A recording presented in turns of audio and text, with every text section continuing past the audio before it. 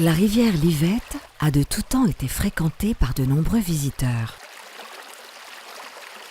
La libellule, le foulque ou les grelettes, la truite, la grenouille ou bien le héron cendré.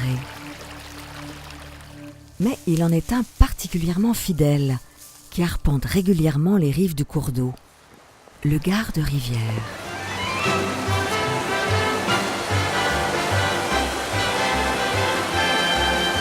Depuis 1945, je suis employé par le syndicat intercommunal pour l'aménagement hydraulique de la vallée de Livette, avec pour tâche au départ la surveillance de la rivière et le nettoyage de ses ouvrages.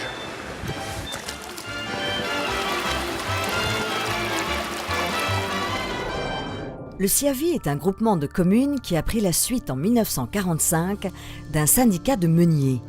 L'un des premiers présidents, M. Tavot, était aussi propriétaire du moulin de Sceaux. Il fut créé pour veiller au bon écoulement hydraulique de la rivière, en gérant notamment l'entretien de 10 ouvrages existants sur Livette, de Saint-Forget à la confluence avec l'Orge. Dès 1953, son domaine d'action est élargi entre l'aménagement hydraulique de la rivière et la gestion de l'assainissement des communes.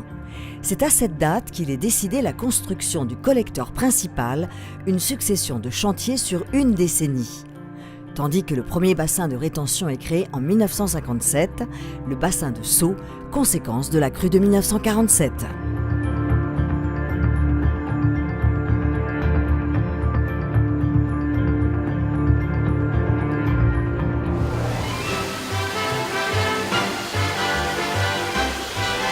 À partir de 1965, je prends du galon.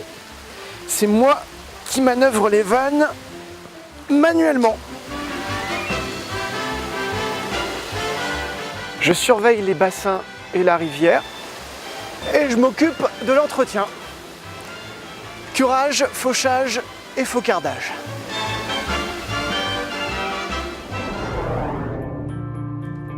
À partir de cette époque, le syndicat ne cesse d'entreprendre de grands chantiers.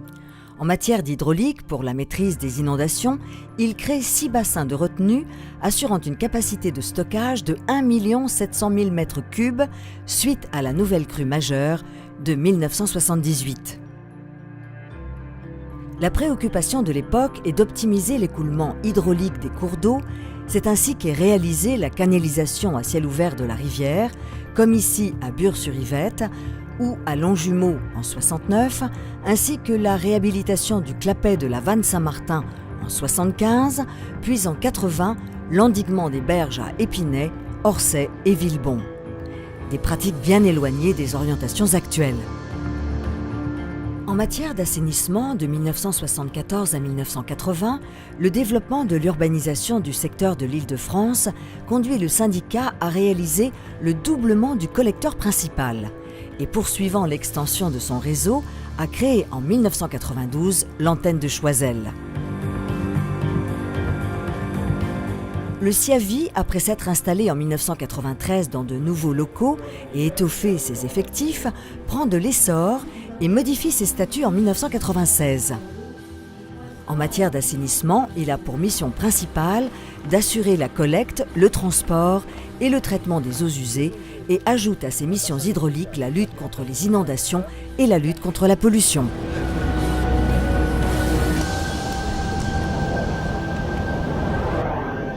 Encore du boulot pour moi.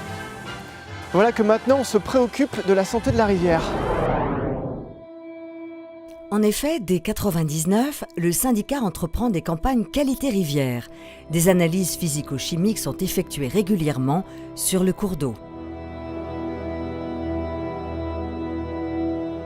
Pour la maîtrise des eaux de ruissellement, c'est à cette époque qu'on a cherché des moyens de retenue à la source. La première structure réservoir agrémentée de dépollueurs est réalisée à Épinay-sur-Orge en 1996. D'autres suivront dans la décennie à venir. En 2000, la première campagne de réhabilitation des collecteurs intercommunaux est lancée pour entretenir le réseau d'assainissement. Le SIAVI, bien souvent précurseur, utilise des techniques de réhabilitation sans tranchée. Après la tempête mémorable de 99, un système de télésurveillance et de télégestion est mis en place en 2001 pour permettre de connaître et gérer à distance l'évolution de la montée des eaux et anticiper l'impact des intempéries.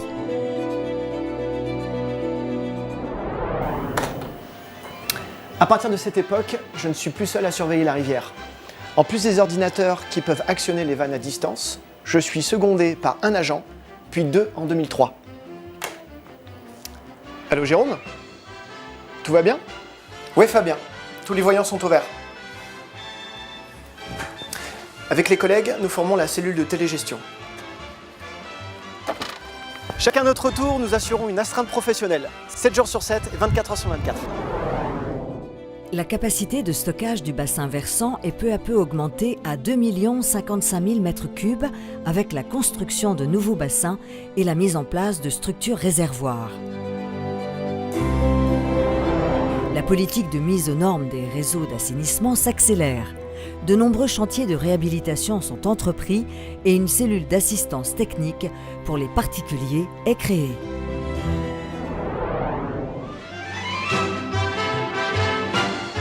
Aujourd'hui, nous sommes des techniciens de rivière, 3 puis 4 agents à veiller sur l'Yvette et ses affluents. C'est nous qui entretenons la rivière et ses berges avec un fauchage raisonné et qui effectuons la surveillance hebdomadaire du fonctionnement des bassins de retenue et de tous les ouvrages. Nous nous occupons aussi des zones humides, réouverture, protection et entretien. Aujourd'hui, le Siavi est une collectivité territoriale qui regroupe 36 communes sur 2 départements, l'Essonne et les Yvelines. Il doit gérer et maîtriser l'ensemble du bassin hydrographique de l'Yvette, soit 105 km de cours d'eau en comptant les affluents. Depuis 1945, il a considérablement élargi son territoire et son champ de compétences. Observateurs particulièrement avisés des milieux aquatiques, les techniciens rivières sont devenus des acteurs à part entière pour les travaux de restauration écologique du cours d'eau et des zones humides attenantes. Fini le bétonnage. Aujourd'hui, on considère la rivière comme un être vivant. Depuis 2010, le Siavi s'est lancé dans un programme de renaturation de la rivière visant à restaurer et maintenir le développement de la vie aquatique dans son milieu, tout en conciliant la lutte contre les inondations. Effacement des ouvrages hydrauliques comme le Clapet Saint-Martin ou celui du Moulin de la Planche pour restaurer la continuité écologique. Gestion des zones humides pour augmenter les champs naturels d'expansion de crues. Projet pilote de renaturation du bassin de la Mérantaise en 2013, financé à 80% par l'Agence de l'eau, suivi par celui du centre-ville de Longjumeau en 2014, pour rendre à la rivière son tracé naturel et lui redonner un caractère plus sauvage. Autant de projets pour protéger la biodiversité de la faune et de la flore de l'Yvette et contribuer au bon équilibre de ses milieux aquatiques. Le syndicat, soucieux d'améliorer le traitement des effluents de sa vallée, a réalisé la reconstruction de stations d'épuration comme Dampierre en Yvelines en 2012 et Gomez-la-Ville en 2017. Des campagnes de suivi de la qualité physico-chimique mais aussi biologique sont régulièrement menées grâce aux 3 stations d'analyse automatique installées sur l'Yvette, plus des campagnes d'analyse complètes sur le territoire, ainsi que des pêches électriques qui permettent de mesurer la qualité de l'eau et l'état du milieu aquatique en permanence.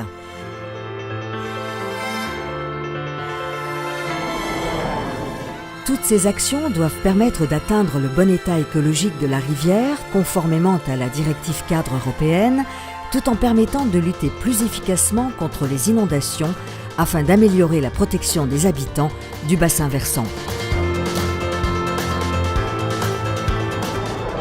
Et je ne suis pas seul.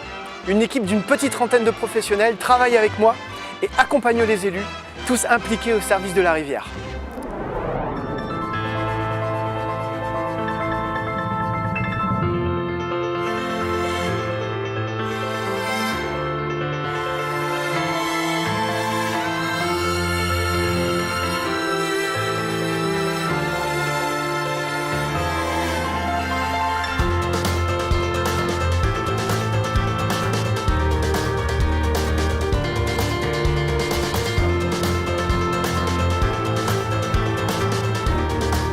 Depuis 70 ans, le SIAVI est au service des communes et des habitants de la vallée pour, au travers des missions qui lui sont confiées, mobiliser les énergies et les acteurs, contribuer à la sauvegarde de l'environnement et la protection des populations et faire de l'Yvette une rivière vivante et accessible.